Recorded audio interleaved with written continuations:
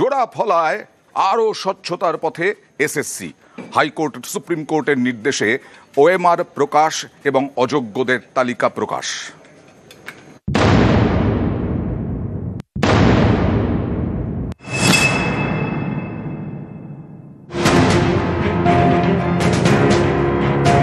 Supreme কোর্টের নির্দেশ, 9, 10 এবং 11, 12 নতুন করে শিক্ষক নিয়োগ প্রক্রিয়া শুরু করেছে এসএসসি।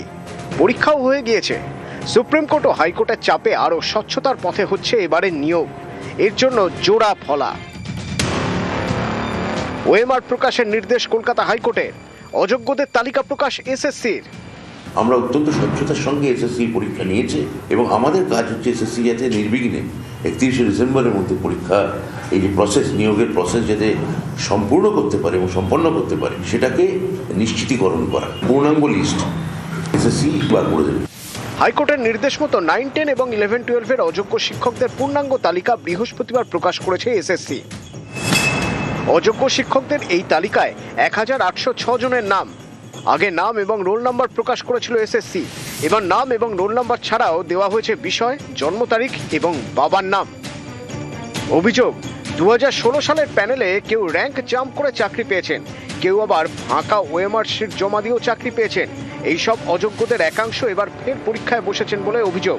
এ নিয়ে মামলা হয়েছে। বৃহস্পতিবার সেই মামলার শুনানিতে হাইকোর্টের বিচারপতি অমৃতা সিনহা নির্দেশ দেন, নবম, দশম এবং একাদশ, দ্বাদশের সমস্ত ওএমআর প্রকাশ করতে হবে। 10ই ডিসেম্বরের মধ্যে ওয়েবসাইটে তুলতে হবে এসএসসিকে। এছাড়াও 2016 সালের মেয়াদ উত্তীর্ণ প্যানেল থেকে যারা চাকরি পেয়েছেন তাদের তালিকাও ওয়েবসাইটে প্রকাশ করবে কমিশন। 2018 সালের 27শে নভেম্বর নবম, দশমের শিক্ষক পদে নিয়োগের প্যানেলের মেয়াদ উত্তীর্ণ হয়।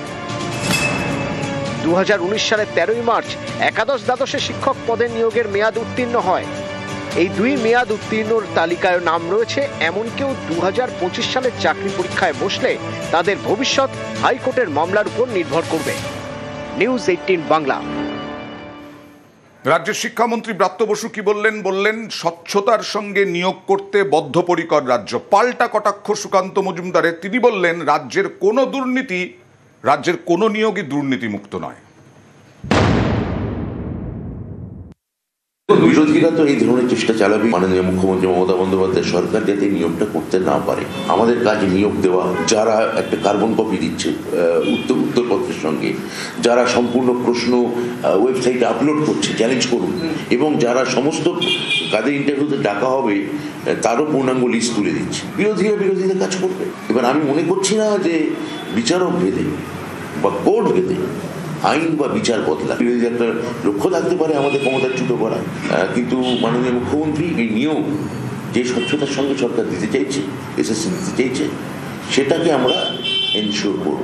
এই সরকার জবে থেকে ক্ষমতায় এসেছে এমন একটিও রিক্রুটমেন্ট হয়নি যে রিক্রুটমেন্ট গুলো পয়সা ছাড়া বা দুর্নীতি ছাড়া হয়েছে। এই যে এসএসসির কথা বলছেন, আরো কত চাকরি দেখুন, প্রাইমারিতে এরপরে কি হবে, কোথায় কি হবে, আমরা তো ভয়ে আছি। তৃণমূল চুরি করেছে, কিন্তু এর ফলে ভুক্তভোগী হতে হচ্ছে সাধারণ মানুষকে। ব্রাত্য বসুর প্রথম যে রিক্রুটমেন্ট হয়েছিল না, সেই রিক্রুটমেন্টটা যদি ফাইল খোলে কোর্ট, ব্রাত্য বসুও জেলের ভেতরে থাকবে, চিন্তা নেই। আপনারা দেখতে পাচ্ছেন ফাঁকা ওএমআর শিট দেখা যাচ্ছে, ব্রাত্য বসু কাঁদে ফাঁকা ওএমআর শিটের ফাঁদে। এই নাটকটা লিখতে বলুন।